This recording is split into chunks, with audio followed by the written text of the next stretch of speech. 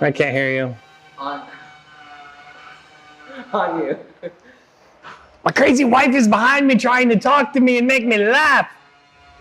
We should really be filming her. All right, everybody, what's up? Welcome to the kitchen, because that's what I feel like. I feel like I should just be cooking up something here in the kitchen, and I guess technically we are, and today's recipe is wheel spacers.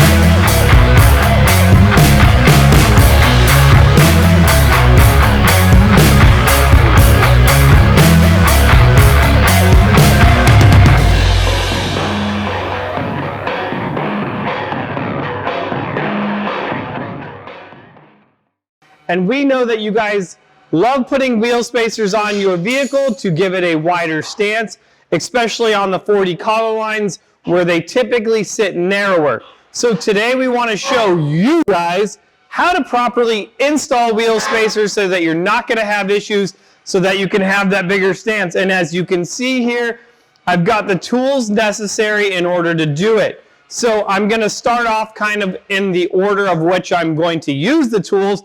And first thing that's going to be is going to be an impact. I'm going to go ahead, I'm going to put all the bolts on.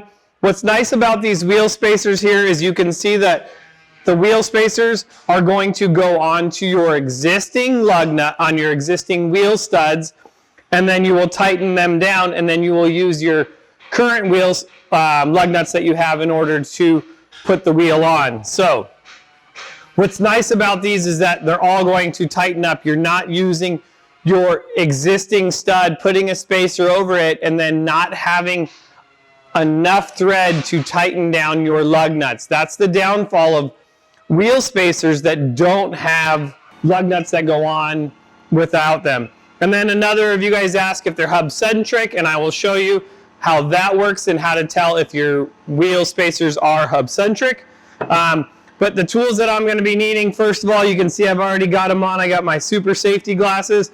I got some earplugs. Why do we have earplugs? Because we're going to be doing cutting. And then when we're all done cutting, we're going to go ahead and use a sanding disc in order just to clean up the ends of your current stock wheel studs. And then we're going to use a torque wrench in order to torque down our new aluminum wheel spacers. And then we also are going to have another, and we're going to use a 3/4 or 19 millimeter in order to tighten down. I don't need those, in order to tighten down these on there. When we torque these down, we're going to torque them down to 135 foot-pounds. Make sure that these things are nice and tight. And when we do that, we're also going to be installing some red Loctite on all of those, because we do not want those backing off at all. So something else super important. And then you're going to see a hammer. When you're installing wheel spacers, you got to have a hammer. And if you don't know why you're going to need a hammer, you better stay tuned and watch this video, because this could mess everything up. Not having a hammer and a screwdriver, these are must. And this is actually where we're going to start it off with this and show you why these two tools are so important when installing these wheel spacers on your van. So enough about the parts. So I will do two things. I'm going to go ahead, I'm going to throw up a link to the vehicle that we're actually putting the wheel spacers in. So that way you'll be able to check out what this looks like before and after as far as the install process goes. And then I'm also going to put a link down below that if you're looking to purchase wheel spacers for your van, you'll be able to do that on our website at WeldTech Designs. And I know before we go any further, I know that you guys have already smashed that subscribe button down there, rung the bell, and when you're all done watching this, you're going to give us a huge thumbs up. So let's go dive into the install process.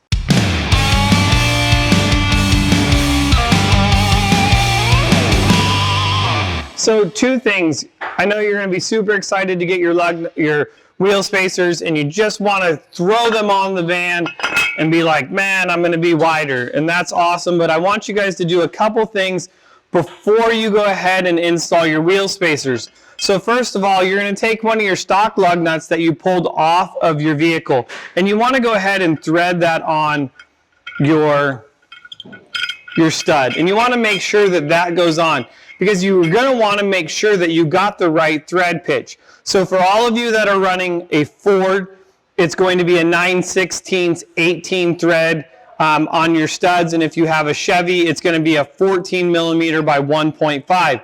So if you order the wrong wheel studs, or the wheel spacers, they're not compatible from one vehicle to the next. So you're going to want to make sure that you get the correct wheel spacers. So once you guys get the wheel spacer, you have your wheel off, kind of like what I have here, and you're going to see that that's going to slide over that. So perfect. Okay, yes, these are going to fit on here, and that's great because that's what we want.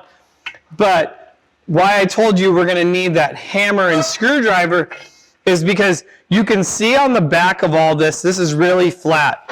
Well, there is a small relief cut in the back of these, but it's not big enough. And the reason why it's not big enough for what we want is if you look right here on this, you're going to see the keeper on there, which keeps the basically your whole rotor on there. And so what I'm going to do is, even if you put aftermarket aluminum wheels, and I'm going to go ahead and I'll show you the wheel, and this is why, because in the back of the wheel there is a small relief cut in the back of the wheel, and that allows it to slide over that without interfering in it. Once you go to an aftermarket wheel, most wheels don't have that relief cut. So even when running aftermarket wheels, so all these vehicles you see with our method wheels on it, if they have these pieces on there, we're removing those. So something to think about, make sure you guys remove those clips. And that's as easy as just taking and sometimes it's not that easy, they're like somewhat rusted on, but you're just gonna take a screwdriver and kind of get it in there and get behind it. Like I said, sometimes they just pop off, and other times they will fight you. Work your way around you can see it's starting to pop off there and come loose.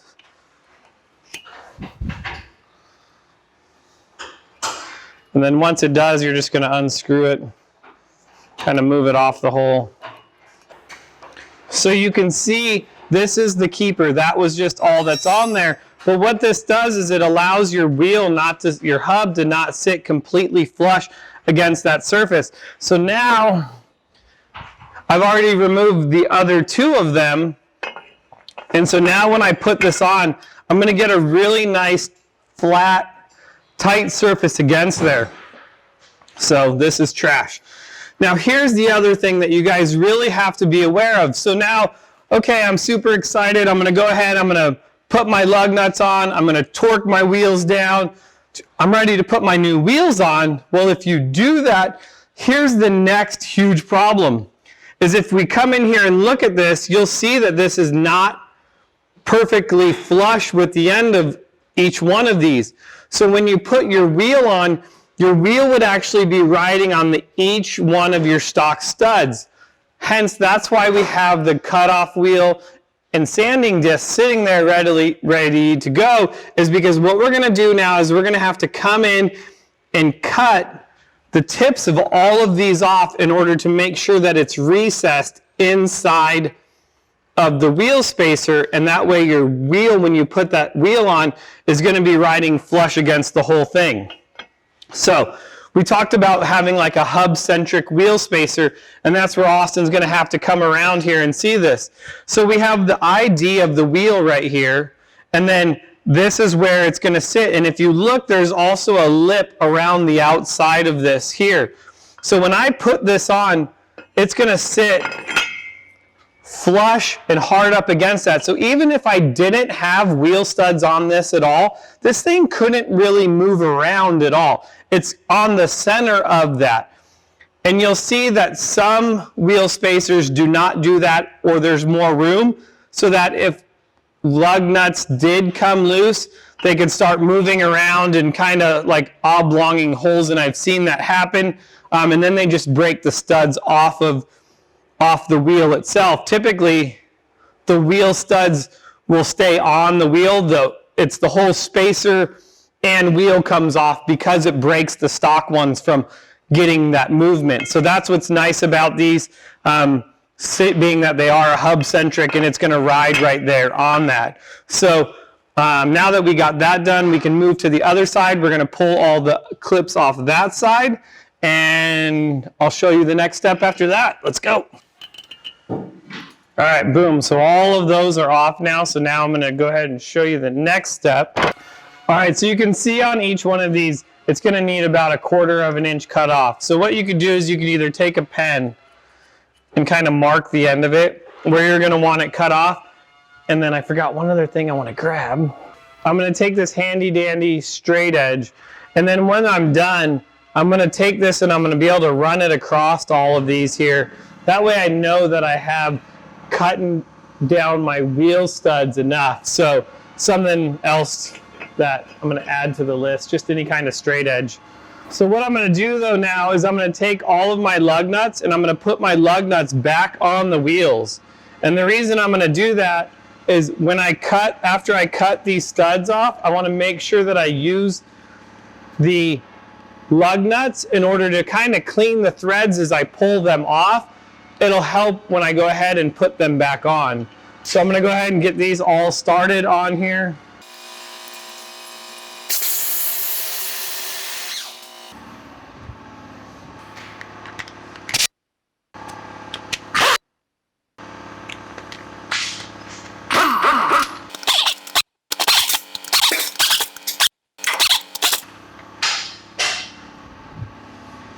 All right, so now that I have all of those on, I'm going to take my handy dandy earplugs here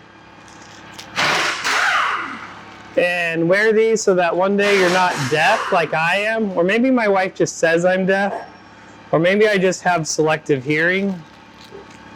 Who knows what? Can't give away all my secrets, you know? So you can see we marked this one on here. So what I always like to do is I like to usually cut them from the bottom, so then I can rotate my wheel as I'm going to be cutting them off.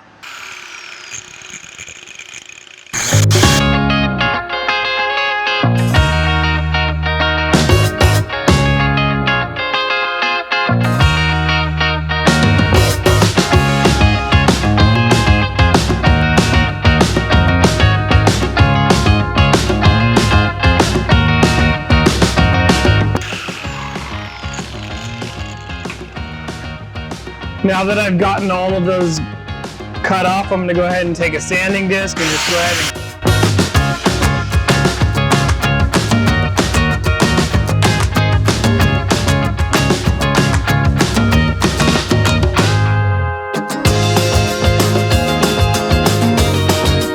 and... All right, so now I've gotten all of the lug nuts, or the wheel studs, cut and then cleaned up. So now when I take the studs, the lug nuts back off the studs, it's going to kind of clean up the thread as we back them off.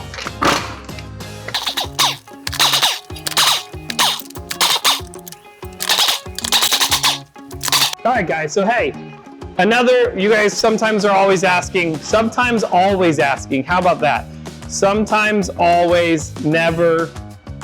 One day somebody asked for their grandfather's uncle's former roommate's brother's sister's uncle what socket we used.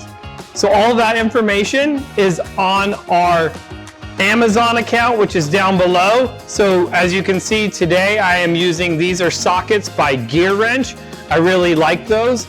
And then also the Matco impact gun. This is all 1/2 inch, and this thing is awesome. I call it the Green Goblin. I mean, this thing just eats up. Sometimes, like, be careful. That's why we will tighten these up with this, but we will use a torque wrench. You don't want to over tighten these also. We don't want to risk breaking a stud, but anyways, the whole point of this story is if you want to know what tools we're using and some of the other things, there is a link below in all of our videos to our Amazon account. So Boom, back to this now. Everything is off, so now we are ready to actually install the wheel spacer itself. So what we're gonna do is we're gonna grab the wheel spacer, we're gonna grab our red Loctite, and we're gonna start installing some spacers. All right, so I got all my pieces and parts, so what I'm gonna start off by doing is I'm gonna go ahead and I'm going to slide my wheel spacer on there. I'm going to take some red Loctite and I'm going to put it in each one of these. And I'm going to go ahead and start installing these. You can always take a straight edge and put it along here. So you can always take two lug nuts, put them on opposite ends. So here, I know that these are all cut down enough, but just to be certain, is I can take my straight edge now and just run it across all of the lug nuts and make sure that I'm underneath all of that, no stud is sticking out too far.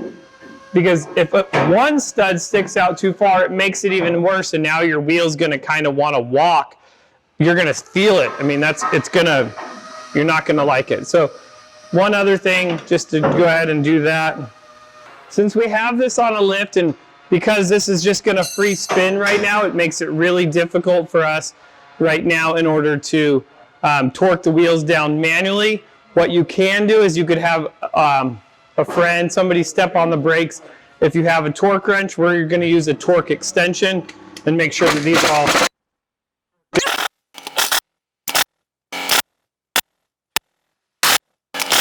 And that one, we're actually torquing that down to 140 foot-pounds. That's what this extension is set for. So one side is all done.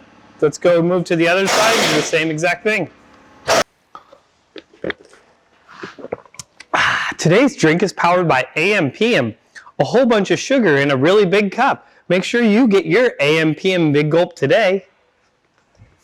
This is it. This is how you're going to install your 1.5-inch wheel spacers on your Ford Econoline or your Chevy Express van. It's fairly simple, more time consuming than anything. And you know, the biggest time consuming part of it is going to be just a matter of cutting down all those wheel studs. I can visually see all the wheel studs are beyond here. So once again, if you take a straight edge and put it across there.